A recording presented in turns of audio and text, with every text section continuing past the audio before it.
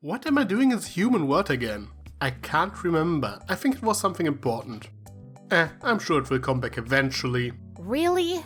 Smoking in a school building? I mean, it's fine unless you want a stampede of students panicking about the fire trampling you. Trust me, you don't want that. It hurts. Okay, first of all, the fire alarm doesn't work. The school obviously doesn't care about its students' safety. Second, this is a high school. I saw a bunch of edgy 14-year-olds smoking on the way here, so who cares that I'm doing it? Suit yourself, future pancake. Maybe you can help me. I know I have some business here, but I kind of forgot what it was. It's like going to the supermarket and forget what you need to buy in the first place. Any magical incident around here or movies to review? That's what I usually do. Magical incident? Well, there was that one time with the dazzle.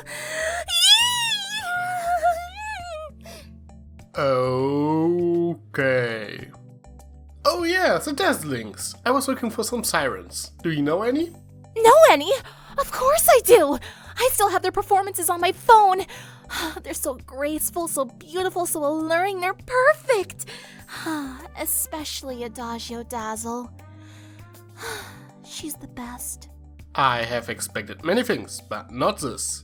Anyway, I need an expert on sirens to review Rainbow Rocks, so can you take me to them?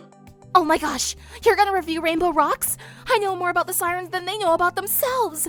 Totally not creepy. Okay, do we want to fill in then? Yes, please. I mean, yes, please.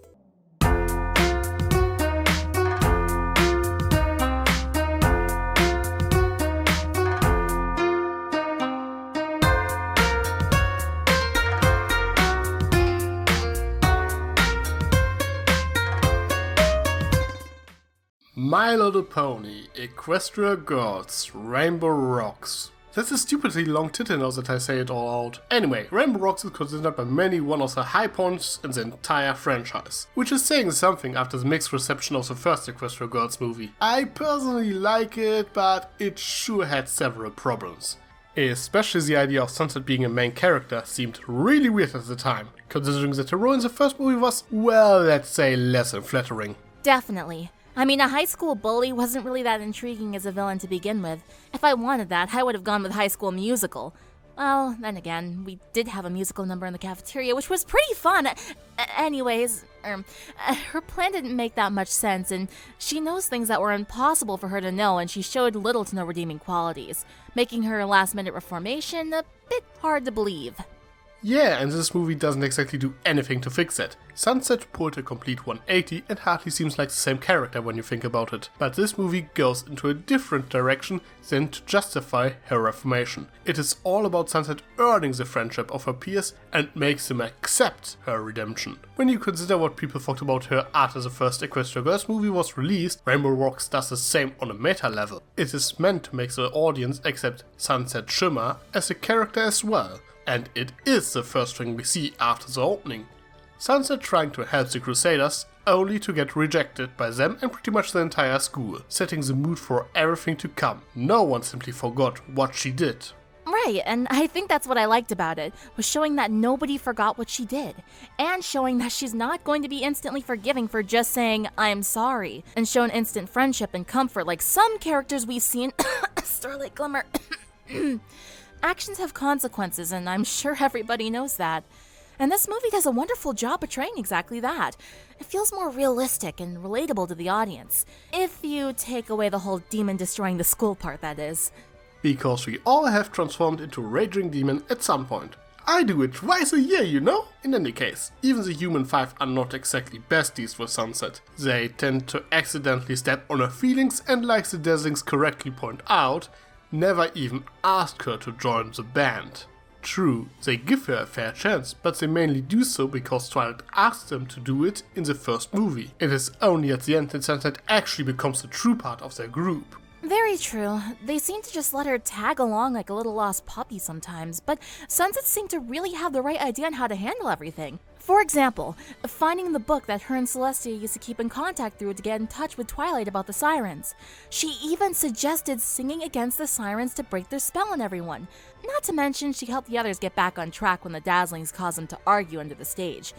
Yet, up until she found her voice, the others didn't seem to pay much attention to that, as they were all happy to see Twilight again and seemed to only rely on her to write the counterspell. It's actually kinda funny once you realize that Twilight literally didn't contribute anything. Sure, she told them about what the sirens actually are, but other than that she only took Sunset's suggestions, and the whole subplot about her coming up with a musical counterspell was scrapped near the end, and instead they used a song written by Flutters. But then again, it somehow worked, as she had to deal with all the pressure of everyone relying on her, which kinda fits into her princess character arc when you think about it. It is also noteworthy that Sunset herself never really noticed her own contributions, thanks to her self-esteem issues. Also that scene with Twilight and Sunset talking in the kitchen, it is so good. It shows a lot of depth and development for both of them. Well, and shipping fuel. Oh gosh. You mean the whipped cream thing that every brony seems to go gaga over? You talk like you don't go gaga over it. Come on, be honest. I would if it was Sunset and Adagio. Come on, imagine it. Don't say that it wouldn't be interesting because it would. Oh, Sunset, come into the kitchen so I can show you something. Oh, okay, senpai. See what I mean? Is it just me or is it getting hotter? Okay, why don't you tell us why the Dazzlings are such awesome villains in your eyes? Finally! I thought we'd never get there! Okay, well, what made the Dazzlings such good villains, in my opinion, was their mysteriousness. Heck, we opened to see the movie with these 3 hooded figures vocalizing while everyone in the restaurant quarrel and argue with one another. They mention how they hate the world they're banished to, which does catch the viewer's curiosity. Though we do learn more about that later, of course, but they're the kind of villains that don't need to rely on the "Rawr, I'm evil, look at me, rawr." They're relatively normal.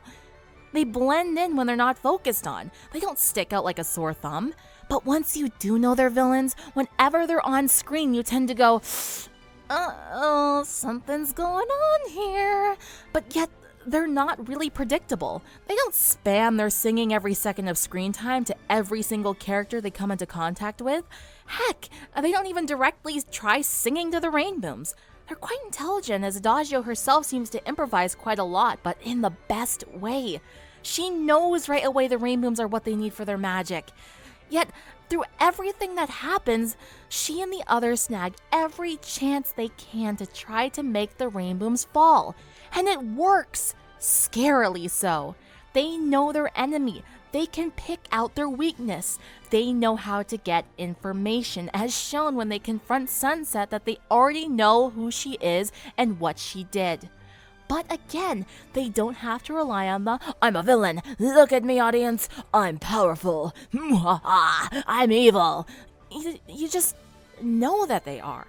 Well, Adagio's not exactly subtle. Look at her evil grin, it is adorable. I have never seen so much concentrated smugness in one face. But I see what you mean. Unlike other villains that do everything to show how bad they are, everything the Dazzlings do is pretty much part of the plan. They are in control all the way through and even manage to overpower the Rainboons before Sunset Shimmer joins them. Heck, they even manipulated the Rainboons and turned them against each other before they finally snapped out of it. The Dazzlings also keep you really entertained by their own unique personalities. Adagio is intelligent, alluring, and seductive, and knows how to take charge. Sonata is kind of an airhead, impulsive, and quirky. Arya is more laid back and second in command, if you will, as she tends to think more into the plan, seemingly questioning Adagio's actions. They have such contrast, but it works so well. It's scary to think what they could not only do together, but what they could do alone as well. Well, I think the individuality gets a bit overlooked as the movie goes on, and Adagio is clearly portrayed as the leader of the trio and does most of the talking. Arya and Sonata can be easily overlooked in the great scheme of things. But that has more to do with the running time of a single movie and how to use it. It is not like the sirens are the focus of this movie. They are the antagonists the rainbows have to overcome. Yet the few scenes in which we see the individual members interact with each other are surprisingly hilarious. Speaking of the Rainbooms, they were pretty interesting to see, as they still held slight grudges towards each other from the results of what Sunset Shimmer did set them up to do in the past. There's a bit of tension between them in every other scene, bickering and sometimes shrugging one another off to the side. Rainbow Dash is a prime example of this, as she mentioned she was the one who suggested putting the band together, but she really tries taking control over the group as a whole, wanting to focus on herself a lot, and her guitar playing skills, of course. She doesn't seem to want to play any other songs except her own, which are admittedly pretty awesome. But this leaves the others upset and even angry when they're able to fully express their feelings under the stage.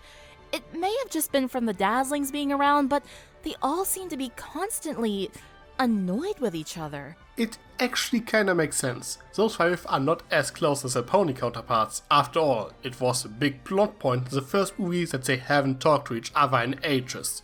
Sure, they finally made up thanks to Twilight, but it doesn't change the fact that they hold a grudge for petty reasons. This doesn't simply go away in an instant, not to mention that they didn't get the same amount of character development as their pony selves. And speaking of Rainbow Dash, I remember some people disliking her in this movie, but her actions are pretty much in character if you consider context. She is one of 5 humans that can actually use magic, and she saved the world. Not to mention that she is somehow able to be captain of every Cantonot High sport team. And she is a pretty decent musician to top things off. Yeah, I think most teenagers would have a big ego in her situation. And Rainbow Dash is not exactly known for being humble in the first place. Not to mention that the name of the movie is Rainbow Rocks. As far as the supporting characters go, Snips and Snails were basically the same, but this time they were manipulated by the Dazzlings' magic. Basically all the supporting characters were under the effects of the Dazzlings, so they either gave the Rainbooms dirty looks, tried to mess up their performances, or booed them. Though Trixie did have the job of trapping the Rainbooms under the stage due to the Dazzlings' suggestion. Flash Sentry just expressed how he thought Twilight was trying to ruin his chances on winning, making Twilight cry. Though bronies bash him for doing so, remember, it was the Dazzling song that made him do that. What I liked about Trixie is that she was more portrayed as a rival to Rainbow Dash, which already started in the shorts preceding this movie, and I personally think that it works much better than the bit forced rivalry between Pony, Twilight and Trixie. As both Trixie and Rainbow Dash are so ego-driven, they work as excellent foils to each other. Not to mention that Trixie got a pretty awesome song. And there's not really much to say about Flash. He still has a crush on Twilight, and Sunset might be a bit jealous on her because of that. Other than that, there's only one Scratch to talk about. Who was admittedly a bit of a deus ex machina at the end, but it kinda works in a comedic way, so I don't see too much reason to complain about that. In general, there's little to complain about the plot of this movie. Sure, it is your typical Battle of the Band plot with some magic mixed into it, but it works really well. Only the banishments of the Sirens brings up some questions, like why are they only showing up now when they were banished 1000 years ago? Other than that, the plot is much better structured than the first one. Combine that with some good comedy, heartfelt character moments for Sunset, and a pretty awesome soundtrack. Awesome soundtrack? You mean Dazzling's the soundtrack, right? I can't get their songs out of my head. So catchy, so alluring, so... The Dazzling's harmonies are surprisingly soothing. It makes you feel like you just want to give them your energy. It's very nice. Yeah, exactly that. I really love the enchanting music of the Dazzlings. Not much as the music and numbers work pretty well in context. As this movie is all about music, the songs feel much more natural. In the other Equestria Girls movies and several episodes of the show as well, some songs feel somewhat forced or random. Here every song fits, even if it doesn't necessarily move the plot forward, simply because the movie is about a battle of the bands. We expect to see music. Anyway, it's time to wrap things up. Alrighty, well, Rainbow Rocks for many was what caught their interest in Equestria Girls, and with me as well. I think this movie was quite fun to watch the human counterparts of our favorite characters develop and explore their personalities. The characters were pretty entertaining, especially our main villains. The story was entertaining as well, and the music was dance-worthy. If, you dance, because I don't. At least not when anyone's looking. This movie really made me appreciate Sunset as a character, and I'm sure that many think the same way. The only thing I would maybe complain about is that the Dazzlings don't get as much individual screen time as they deserve. A couple of scenes to differentiate them a bit more would have been appreciated. Still, they are pretty awesome villains, and they gave us some of my favorite MLP songs. I really hope that we see them again sometime, even if they would return to Equestria and take the Siren form. But what about you? Did you like this movie? Anything that bothered you? What do you think about the Dazzlings? Let us know in the comments. So, Cupcake, thanks for your help. Working with you was an interesting experience. What? Wait, what? Yeah, you too. Now, if you'll excuse me, I'm gonna go listen to some music and try not to get caught by the teachers again. Yeah, whatever. Stay foxy. What does that even mean? Sly as a fox, you got me under your spell. But you know I'll never tell that I know you know so well. Sometimes you can be